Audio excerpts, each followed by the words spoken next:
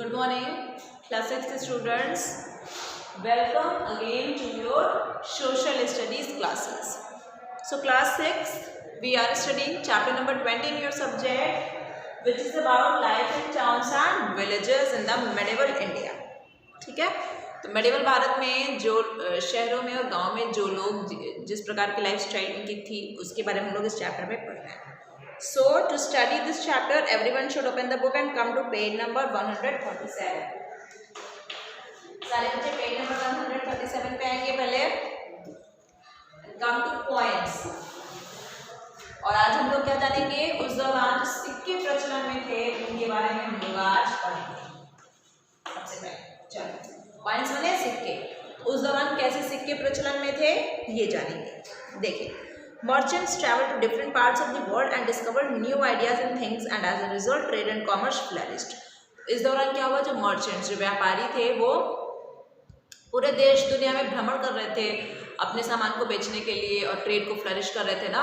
तो इस दौरान उनके पास बहुत सारे आइडियाज़ आए जिसकी वजह से ट्रेड इतना, कॉमर्स इतना फ्लरिश हुआ.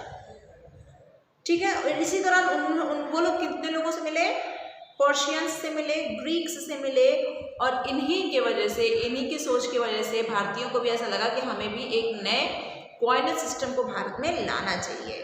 तो पंच मार्क कॉइन्स जो कि सिल्वर, कॉपर और ब्रॉन्ज के उस दौरान बनाए जाते थे, जिस पर राज्य सरकार की मोहर हुआ करती थी, ये हमको मिलता है एक्सकेवेशंस के दौरान.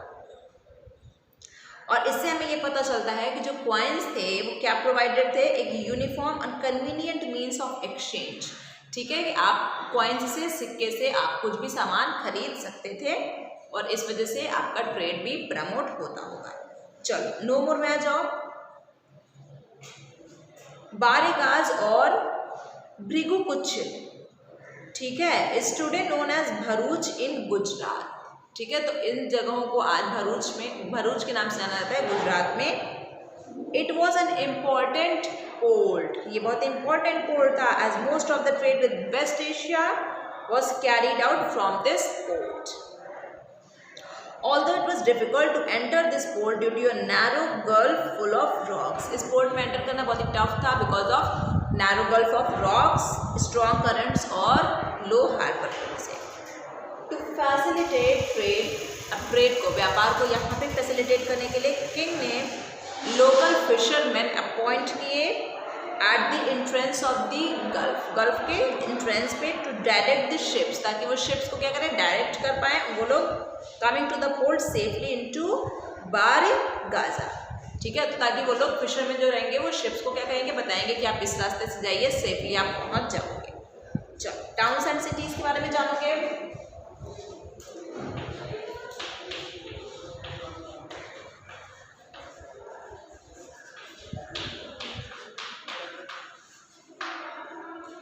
टाउन्स एंड सिटीज़ के बारे में देखिए. Cities as well as towns were well plan, तो उनकी जो प्लानिंग थी जो बहुत अच्छी थी, वेल प्लान थे. ठीक है, विद रोड नेटवर्क, बहुत अच्छा रोड नेटवर्क था. ठीक है, fortifications, palaces and public buildings. ठीक है, चलो some towns grew into political and administrative centres. तो कुछ जो टाउन्स थे वो पॉलिटिकल और एडमिनिस्ट्रेटिव सेंटर्स में वो कन्वर्ट होने लगे, जैसे कि हस्तिनापुर, राजगृह, श्रावस्ती, कौशाम्बी, चंप और अहिशत. चलो people gathered for religious ceremonies. यहाँ पे जो लोग इकट्ठा हुए होते थे वो किस लिए होते थे, रिलीजियस सेरेमनीज के लिए. जैसे कि in some towns they grow into religious centres. कुछ टाउन्स होते हैं वो रिलीजियस सेंटर्स के तरीके से वो ग्रो करने लगे. वहाँ पे लोग पूजा पाठ करने के लिए ढेर सारे आते थे. जैसे कि काशी हो गया ना, अभी भी हम लोग वहाँ पे, वो भी अभी भी रिलीजियस सेंटर है. अयोध्या भी रिलीजियस सेंटर है, मथुरा, ये सब अभी भी है. बोध गया, ठीक है, जहाँ पे गौतम बुद्ध का जन्म हुआ, नॉर्थ इंडिया में. और श्रीरंगम जो कि साउथ इंडिया में. अच्छा, कुछ टाउन जो थे वो पोर्ट सिटीज़ के तरीके से ग्रो होने लगे, जैसे भृगुकुच जो कि अभी आप लोगों ने उसके बारे में केस स्टडी पढ़ा, गुजरात में था. अरिकामेडु जो कि पुडुचेरी के पास में था. कावेरीपत्तनम, अलंगकुलम और कोरकाई तमिलनाडु के पास, और मुजिरीज केरल में. तो इस तरीके से आप लोग पोर्ट सिटीज़ के बारे में भी जान सकते हो.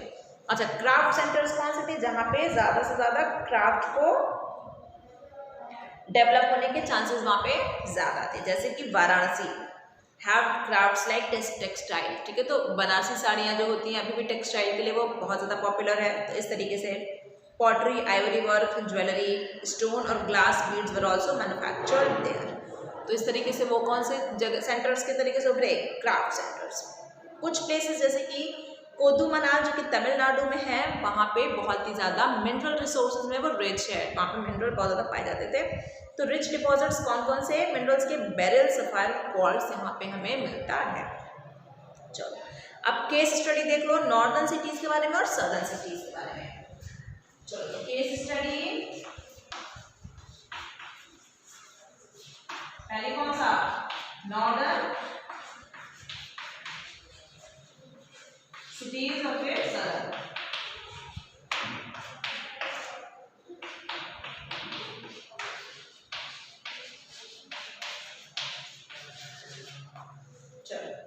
इसके बारे में देखो, नॉर्दर्न जो सिटीज थी जो बहुत प्रख्यात थी वो कौन कौन सी थी, मथुरा, तक्षशिला। देखिए in the state of UP, UP के में है Mathura. Mathura is situated on the banks of the river Yamuna. तो यमुना नदी के किनारे मथुरा सिचुएटेड है, सबको ये बात पता है। Mathura's importance lay in its location of the crossroads of two major trade routes. इसका इतना इंपॉर्टेंस क्यों था, क्योंकि यहाँ पे दो मेजर ट्रेड रूट्स थे। कौन कौन से, it is linked Central Asia and Taxila to the port of Tamluk in eastern India. Eastern Bharat में ये किन किन को जोड़ रहा था, सेंट्रल एशिया और तक्षशिला। और ये क्या कनेक्ट करता था, नॉर्थ इंडिया में क्या कनेक्ट कर रहा था, ट्रेड सेंटर्स, जो कि वेस्टर्न और सदर्न इंडिया को ये कनेक्ट कर पा रहा था। तो मथुरा और क्या था, वॉज ऑल्सो रिलीजियस सेंटर, ये एक रिलीजियस सेंटर भी था, क्योंकि ये क्या है, birth place of Shri Krishna है, लॉर्ड भगवान कृष्ण का। और बहुत सारे बुद्धिस्ट मोनास्ट्रीज भी यहाँ पर बनी हुई हैं और जैन टेम्पल्स भी इस शहर में हम लोगों को मिलता है।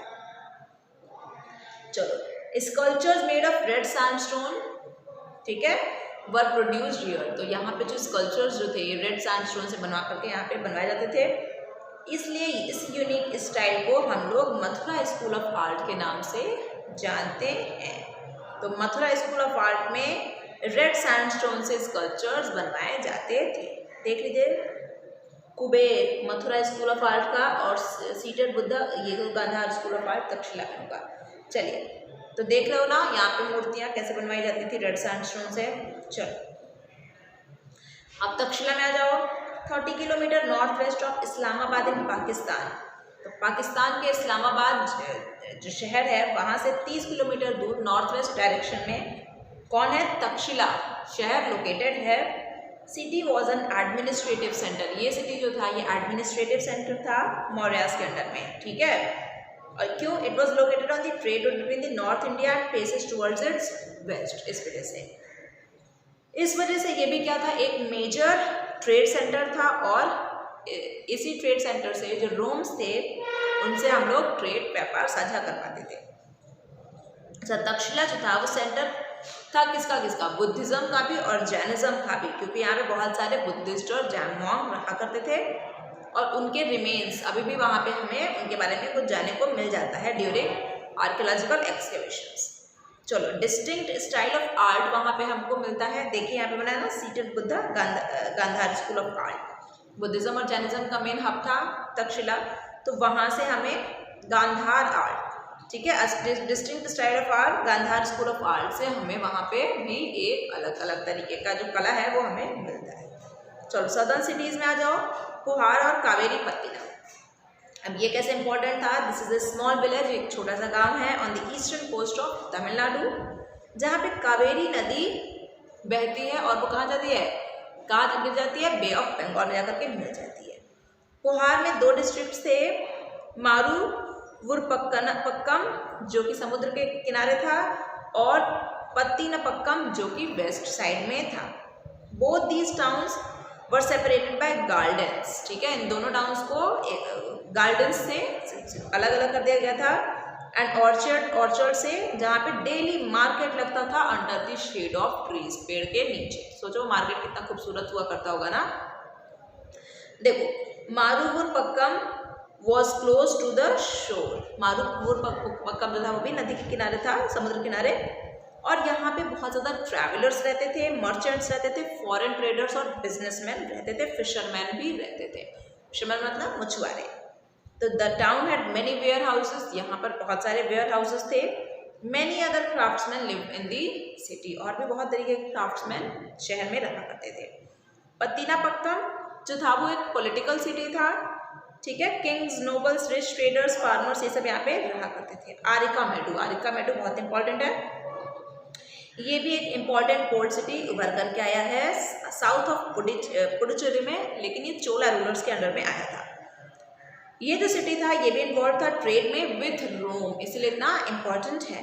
सम रोमन ट्रेडर्स यहाँ पे सेटल हुए और उन्होंने अपनी स्पेशल सेपरेट लोकेलिटी बना ली इस शहर में, आरिकामेडु में। संगम लिटरेचर के दौरान Romans were called Yavanas, Sangam literature में रोमन्स को यवान्स के नाम से उनको बताया जाता है, उनको इंडिकेट किया जाता है। Fine textiles, bead, semi precious stones, shell bangles, glass, ये सब मेन आइटम्स थे जो रोम भेजा जाता था। Roman gold, silver, gem, glass lamps, wine, olive oil और गरुम। गरुम क्या है? A fish sauce, a fish से बना हुआ एक सॉस वर इम्पोर्टेड हियर, वो रोम से भारत में मंगवाया जाता था। Presence of amphorae jars, amphorae jars which are double handled jar, double handle मतलब उनके दो एक जार क्या होता है, ये रहता है और उसकी तरफ से एक तरफ से हम लोग इसको पकड़ते हैं, लेकिन ये दोनों तरफ से पकड़ने वाला रहता था, तो इसको हम लोग एम्फोरी जार्स के नाम से जानते थे, ठीक है। सजेस्ट द वाइन सॉस, इससे हम लोग को ये पता चलता है कि जो वाइन था, सॉस था और ओलिव ऑयल इसी में आया करता था, किसमें? एम्फोरी जार्स में। Remains of glazed red Italian pottery called Aretine have also been found here, suggesting trade links between the two countries. No more में देख लीजिए, Rome was located on the banks of the river Tiber in central Italy. Central Italy में river नदी तिबर के किनारे रोम located था। Augustus Caesar was the first emperor of the Roman Empire. तो Roman empire के जो फर्स्ट एम्परर बने वो कौन थे? Augustus Caesar. He spread his empire to Europe. अब इन्होंने अपना राजपाट कहाँ तक फैलाया? यूरोप, वेस्ट एशिया और नॉर्थ अफ्रीका में। He made Rome the most beautiful city in the world. इन्होंने रोम को सबसे खूबसूरत शहर बना दिया पूरे विश्व में। With beautiful temples, वहाँ पे बहुत खूबसूरत वहाँ पे क्या बनवा दिया? मंदिर, रोड्स, जो सड़कें थी, ठीक है, थिएटर्स और लाइब्रेरीज, बुक स्टोर्स, ठीक है, बेथ हाउसेस जहाँ पे लोग नहाया करते थे, पैलेसेस, राजमहल एंड ब्रिजेस, ठीक है। He built an amphitheatre for amusement, इन्होंने एक एम्फी थिएटर बनवाया था एंटरटेनमेंट और अम्यूजमेंट के लिए। Do you know Romans were the first to build aqueducts और वाटर चैनल्स, क्या आपको ये पता है कि रोमन्स जो थे वो पहले ऐसे शख्स थे, प्राणी थे जिन्होंने एक्विडक्ट्स या फिर वाटर चैनल्स बनवाया था। देखिए कितनी अच्छी चीज़ें पता चलने को मिल रही हैं। तो रोम जो था वो हाईली डेवलप था सिंस स्टार्टिंग। ऑगस्टस सीजर जो थे वो पहले राजा थे रोमन एम्पायर के। तो इस तरीके से आपको हिस्ट्री से कितनी ज़्यादा चीज़ें जानने को मिलती हैं, ठीक है। History is very very very interesting in itself, ठीक है क्लास। तो with this we end with this chapter, we are ending chapter number 20, and in the next class of this part we will learn chapter number 21. Okay class, thank you.